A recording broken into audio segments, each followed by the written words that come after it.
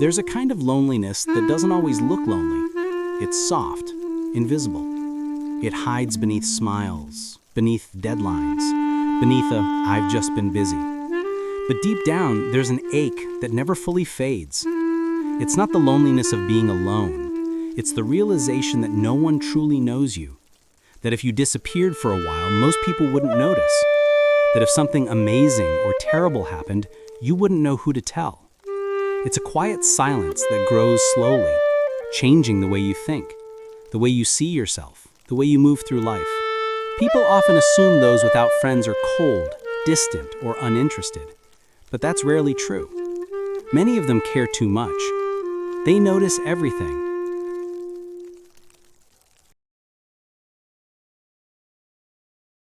And after a while, they pull back, not from hatred, but from protection. Because connection begins to feel dangerous. Psychologically, this rewires the brain. When you go too long without real social bonds, your brain interprets isolation as threat. It activates the same regions that process physical pain. That's why loneliness hurts not just emotionally, but physically. Heart rate changes, sleep becomes shallow, the mind starts scanning for danger where there is none. Humans evolved in tribes, and being alone once meant death. Now you can be surrounded by thousands online and still feel unseen, because attention isn't connection, and validation isn't intimacy. There's a huge difference between being noticed and being understood. People rarely choose isolation overnight. It happens gradually, through small disappointments that build over time. You share something real and someone laughs. You trust someone and they break it. You open up but feel misunderstood. Slowly, your brain learns it's safer not to try. You stop initiating. You start saying you like solitude. At first, solitude feels peaceful. It gives you control. But eventually, it turns from healing to haunting. Because deep down, humans crave to be known, to be mirrored, to be felt. When you go years without that, your inner voice grows loud. You start talking to yourself in endless loops, replaying memories, old hurts, wondering what went wrong. Sometimes you blame yourself, sometimes the world. But often, it's neither. It's just the strange dance between human psychology and human pain. There's a concept called learned social helplessness. When you've tried to connect and failed so many times, you unconsciously stop trying. Your mind equates connection with rejection. Even when you meet kind people, your guard stays up. You might say you're fine alone, but inside, you're still longing for that one person who understands. The cruel trick is that loneliness changes your self-image. It whispers you're too much or you're not enough. You start rejecting yourself before anyone else can. You withdraw, not out of pride, but self-defense. And yet loneliness doesn't always look sad. It sometimes smiles, works, and posts happy photos. But beneath that, people live in two worlds, the one everyone sees and the one they truly feel. Without connection, emotions echo back at you. Empathy fades, not from apathy, but from disuse. Emotional numbness becomes armor. Paradoxically, people who've lived in silence often crave deeper connection than anyone else. They read meaning in every word, every glance. Because when something is rare, you value it more. But prolonged isolation can twist perception. You become hypervigilant, overanalyzing texts, reading rejection where none exists. That distance you build for safety looks like disinterest to others, pushing them away and deepening the loneliness. It's a painful loop. Time itself even feels slower. Without shared moments, days blur. Psychologists say loneliness literally alters your sense of time. Minutes stretch, hours weigh heavier. But solitude isn't always the enemy. When chosen, it can transform you. History's most creative minds spent years alone.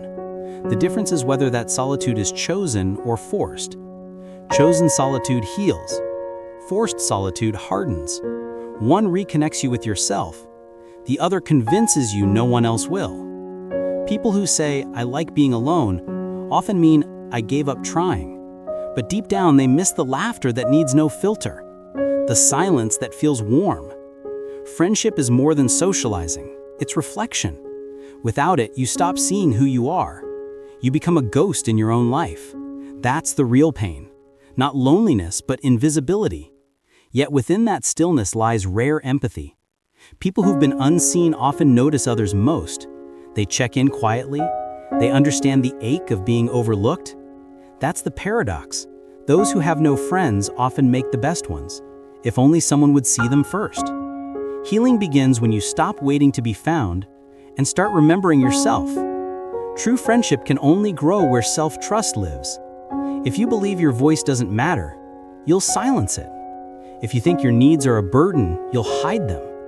Many lonely souls learned early to shrink, to be less. Over time, they dim their own light to stay safe, forgetting that light is what draws the right people. Psychologists call this social self-concept, how we see ourselves through imagined eyes of others. If you've been ignored long enough, that mirror warps. Even when kindness comes, you doubt it. You assume it's fake. That's how loneliness keeps itself alive, not by separation, but by disbelief. But it's reversible. The mind can relearn connection through tiny acts of courage. Reply instead of ghosting. Smile back. Say yes. Healing begins not with perfection, but with presence. People who've been lonely for years often develop deep emotional intelligence. They notice authenticity instantly. They crave depth, but fear it, so they build walls with windows, wanting closeness, but safely. It's not wrong, it's human. But vulnerability is the bridge. Without it, bonds can't grow. It's terrifying, but necessary. Many say, "I'm fine alone," not because they are, but because they're tired of trying first. The irony is when you stop trying, you prove your fear right. You reinforce your isolation. But imagine if connection wasn't a performance. The right people won't need you to earn space.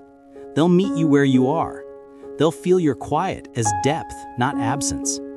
Healing means grieving the versions of yourself that begged for crumbs, that silenced truth to be accepted. When you heal that, you attract from wholeness, not hunger. You stop chasing attention and start recognizing resonance. Loneliness, when faced, becomes a teacher. It reveals what kind of company your soul truly craves. It forces you to build an inner life so strong that when the right people arrive, you can meet them calmly, not desperately. Because those who've endured silence carry depth, and that depth eventually draws the right hearts. Healing takes time. Start with gentle self-talk. When your thoughts say, "No one cares," answer softly, "I do." When they say, "You'll always be alone," reply, "I'm still open to being found." Your brain listens. It changes through repetition. The more you affirm connection, the more you notice it. Loneliness isn't forever. It's a season.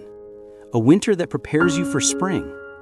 Having no friends doesn't make you broken. It makes your story quieter. Some of the world's greatest minds walked through that silence before finding belonging. And when they did, it was deeper and wiser. So if you have no friends right now, remember, you're not forgotten.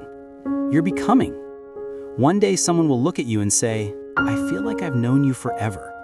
And all your quiet years will make sense. You'll realize solitude was never punishment. It was preparation. Every sleepless night, every unanswered message, every invisible ache was shaping you into someone who could finally hold real connection. Because true friendship isn't about numbers. It's about recognition. When two people who've both known loneliness finally meet, the silence between them feels safe. That's the truest kind of friendship. Not built on noise, but on understanding.